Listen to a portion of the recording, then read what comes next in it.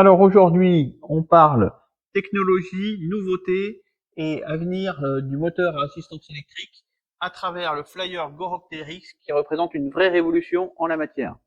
Flyer, c'est la marque suisse, pionnière dans le vélo électrique puisqu'ils ont démarré en 1995, 15 ans avant tout le monde, on peut le dire, projeté sur des produits vraiment avec une forte valeur ajoutée technologique.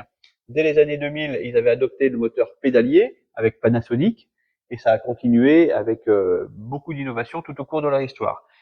Donc cette année, la nouveauté Flyer, c'est le Gorok TRX avec le moteur Pinion E12 MGU, qui veut dire Motor Gear Unit, c'est-à-dire que le moteur et la boîte de vitesse sont au même endroit, au centre du vélo, et ça, c'est la vraie révolution du moment.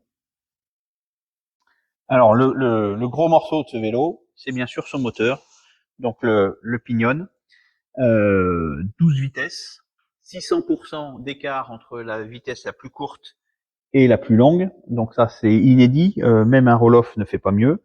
Donc on se retrouve avec une 12 rapports parfaitement étagés de l'un par rapport à l'autre.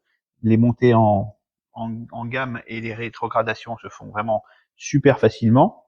On est donc avec une transmission par courroie et donc sur une poulie fixe à l'arrière. Hein. On est du coup assez tranquille de ce côté-là. Tout est hyper fiabilisé puisque tout se passe à l'intérieur du moteur.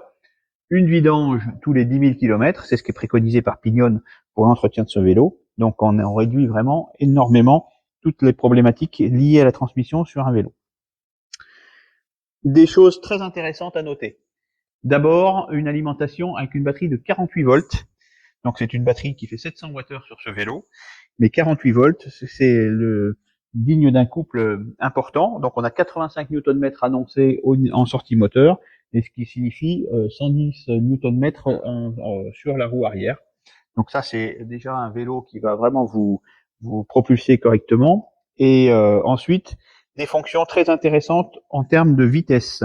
C'est-à-dire que par exemple, vous allez pouvoir avoir ce qu'on appelle le système pré-start, c'est-à-dire qu'à chaque fois que vous allez démarrer avec votre vélo, vous allez pouvoir sélectionner une vitesse de prédilection, par exemple la 6e ou la 7e vitesse, sur laquelle le moteur va se recaler à chaque fois que vous vous arrêtez pour que vous repartiez toujours dans les mêmes conditions.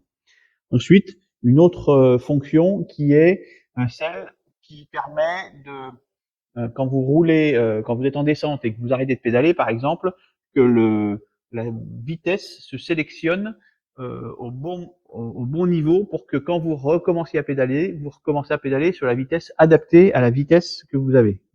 Ce qu'on peut remarquer sur ce vélo, en tout premier lieu, c'est d'abord cette intégration Flyer One, c'est-à-dire une intégration vraiment du cockpit, vraiment très stylisée et très aboutie.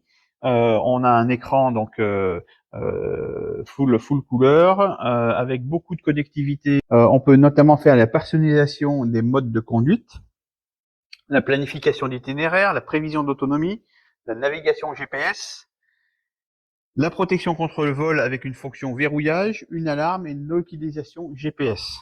Eh bien 12 rapports, 600% d'écart entre la plus courte et la plus longue, 4100 grammes de poids, et pour 85 Nm de couple. Et puis ensuite, on va avoir toute une série d'accessoires hyper intégrés aussi chez Flyer, comme le feu avant. Donc ce feu avant, là, réagit tout seul en fonction de la luminosité entre l'éclairage de jour, on va dire, et puis les feux de croisement. Donc en plein jour, vous avez un éclairage faible, un peu comme les feux de jour de voiture, et puis ensuite on passe en feu de croisement dès que la nuit arrive. Vous avez derrière un feu aussi très intégré qui fait aussi partie de cette ligne Flyer One.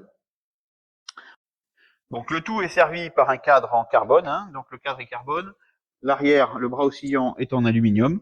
Voilà, on a vraiment une très belle machine qui est déclinée soit dans cette version-là, baroudeur VTC hyper équipé, et en version XC, c'est-à-dire cross.